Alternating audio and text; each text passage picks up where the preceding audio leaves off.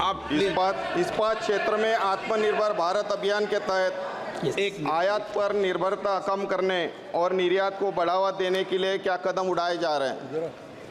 अध्यक्ष महोदय, आगे आप the steel production in Atmanirbhar program, our Honorable Prime Minister, his vision is by 2030 we have to reach the production of steel by 300 million ton Adhyakshji.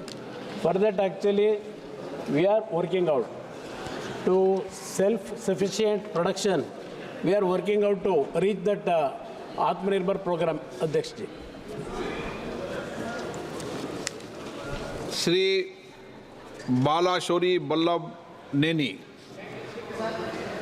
My question is regarding to just press the button. Setting up a steel plant at Kadapa in Andhra Pradesh. According to AP Reorganization Act, central government has supposed to set up a steel plant at Kadapa.